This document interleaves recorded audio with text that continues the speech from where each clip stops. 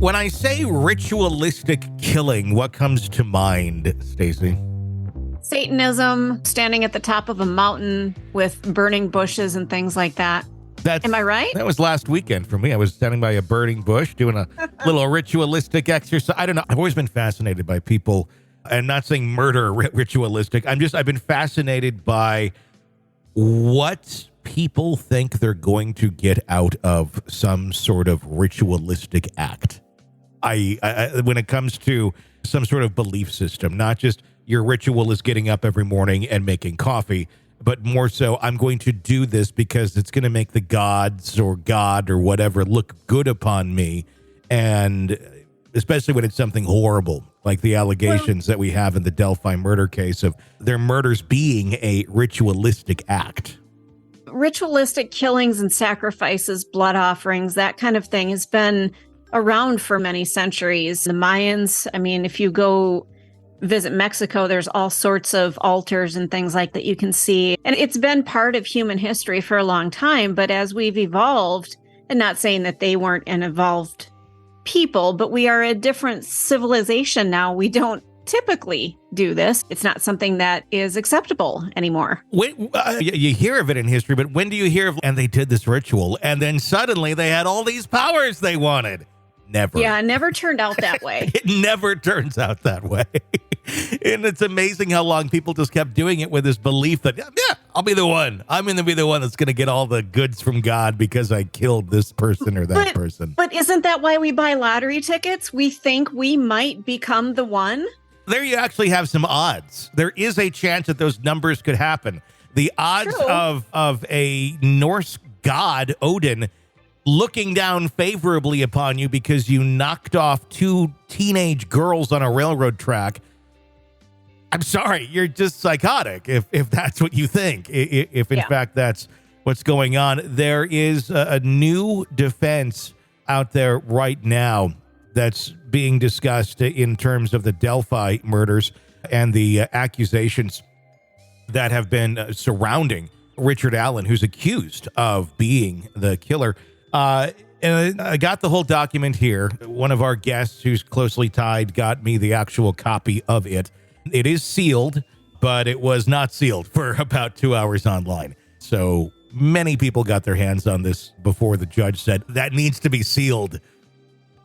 So we're going to do a little breakdown here of this document. This is the defense of Richard Allen.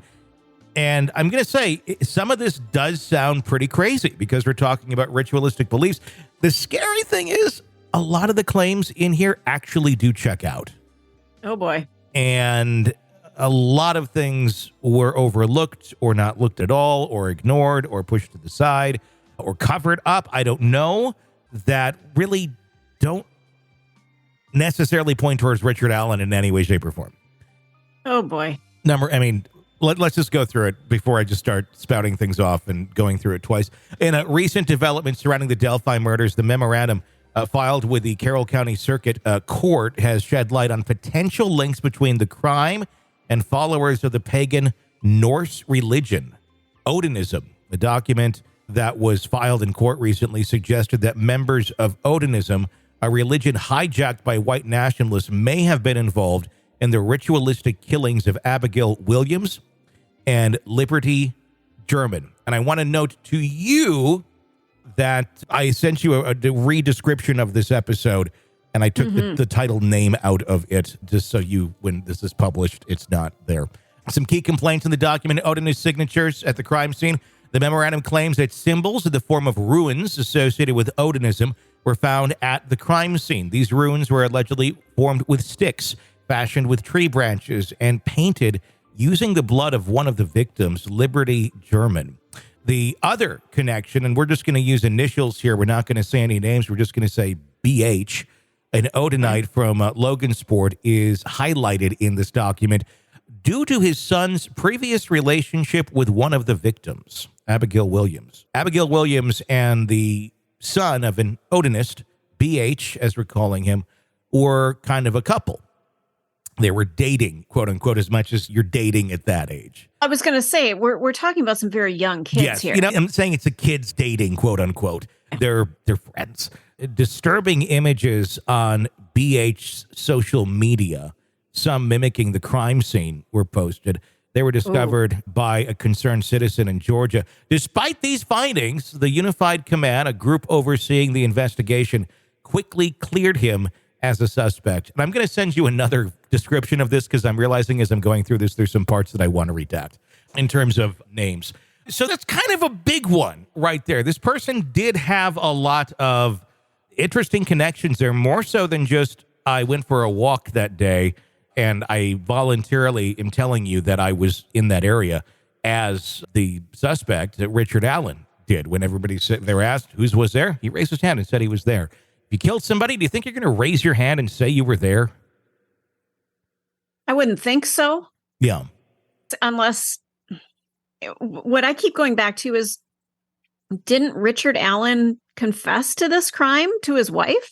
Yes, but there are some very interesting allegations in this document that address that very issue. In a nutshell, some of the prison guards who wear Odinistic decals and such on their state-issued uniforms, the allegation is, and they do, and the allegation is that he was pressured into saying that to his wife on the phone under duress, basically, under a threat of, if you don't do this, we will go after your wife and children. Oh, my God. Yeah. Oh, okay. I need to look up these prison not prison uniforms, but the uniforms of which you're. Oh, they're in the document. I'll send you the document too. It's like 160 some pages. That's not okay. No, and then apparently there's quite a bit of Odinism that goes on here in rural Indiana. That I was very surprised to hear that, but at the same point, why were all these things overlooked? The document criticizes law enforcement's decision to abandon the Odinism angle early in the investigation. The decision was reportedly based on an unidentified Purdue professor's opinion, which dismissed the possibility of an Odinist involvement. Here's the fun part about that. This professor might not actually exist. The person who went to the judge and said this or that, his name is Tony, is very much being looked at as he kind of made shit up to get Mr. Richard Allen arrested.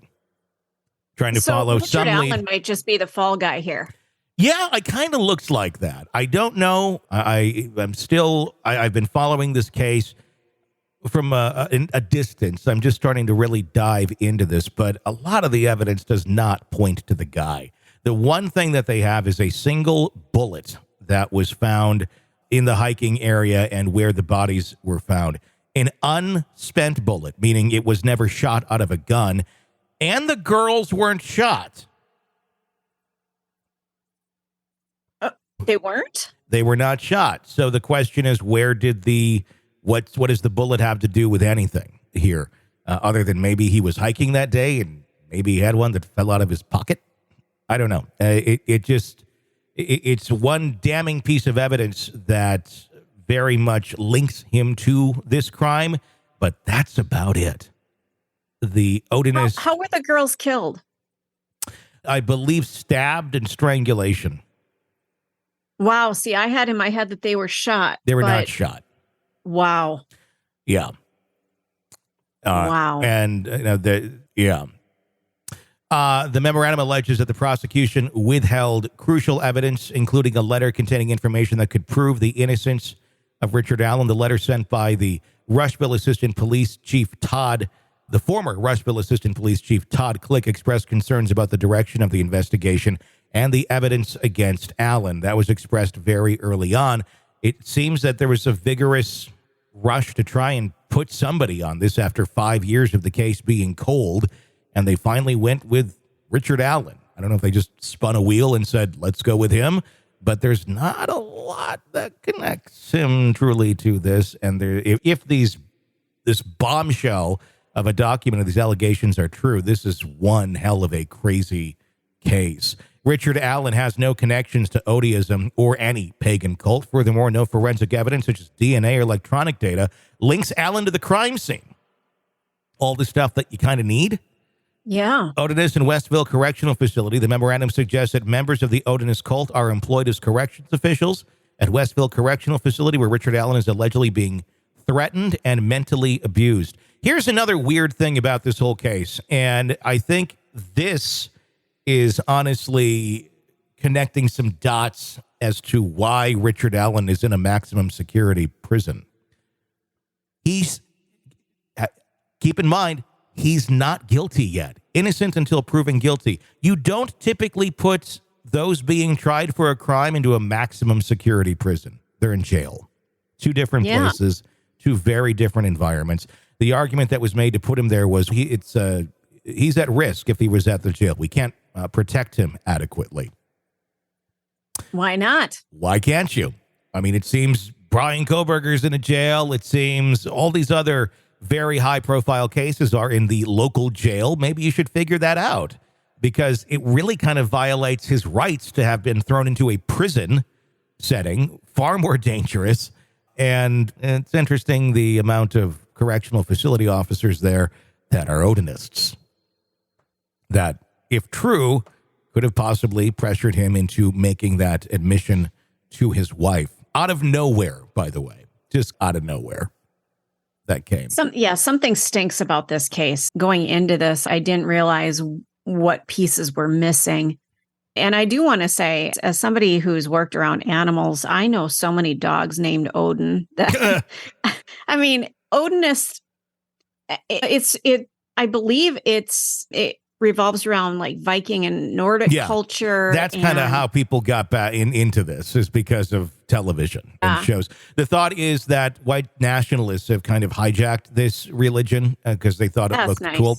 And the connection, here we go, because number one, there is that connection to BH and the sun.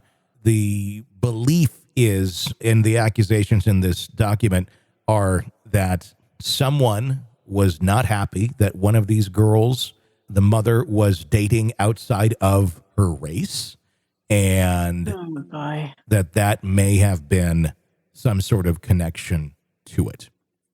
Obviously, I'm in no way saying supremacists. I know, and then obviously in no way am I saying it's bad to date somebody outside of your race. My fiance is. It's like, it's not a big deal. The longer we live, the more everyone's mixed, and I think it's wonderful. But it's you have some of these white supremacists. I don't know. There's a lot of very big claims being made here, but it does show a lot of reasonable doubt towards Richard Allen, without a doubt. BH was never considered a suspect of the murders of Abby and Libby. State Trooper Jerry Holman, one of the law enforcement officers in charge of organizing and investigating the Delphi murders, claimed this in August 10th of 2023 in a deposition, that H was not ever really a suspect either, which is interesting because we're going to go off the one guy who voluntarily said he was there going for a hike versus someone who has a lot more connections here going on. It just seems something's not right. Another quote, Richard Allen has zero connections to any pagan cult or cults, and furthermore, no forensic evidence such as the DNA or electronic evidence links him to the girls or the crime scene itself. It's a large 160-some page document. It is sealed, so it should technically not be out there, but the court left it on their website, and it's out there now. So you're not going to get it from the court website, though. Yikes. Boy, this is just, there's a lot of shit out there, isn't there? Yeah, there's a lot into this case. I'm very much wondering where this is going to go. I want to go through the document and read it in its entirety because it really paints a very crazy picture. And I'm used to defense attorneys making up a lot of stuff, or not necessarily making up, but spinning a tale that would make their client appear to be innocent. This one, I mean, it feels pretty extreme, but a lot of it checks out. This is going to be interesting to watch. I really, pagan cults and things like that, there is a whole element of our society that many of us don't know anything about, and it exists. Yeah, and that's the thing. I think so many of us were shocked that this sort of stuff goes on.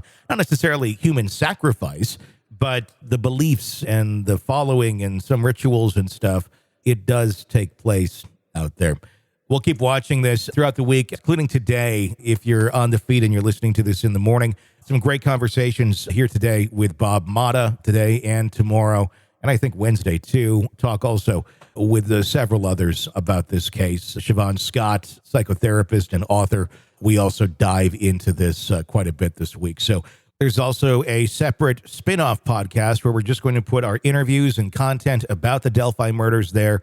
You can listen to it, called Delphi Murders Inside the Crime, anywhere you download podcasts. You can listen to all of that, of course, ad-free if you are a Premium Plus subscriber to our True Crime Today channel, which you can do if you're on Apple Podcasts right now. Just go and subscribe and you get all the stuff ad-free. Lots to dig into here. We are, I think, just at the tip of the iceberg in this case.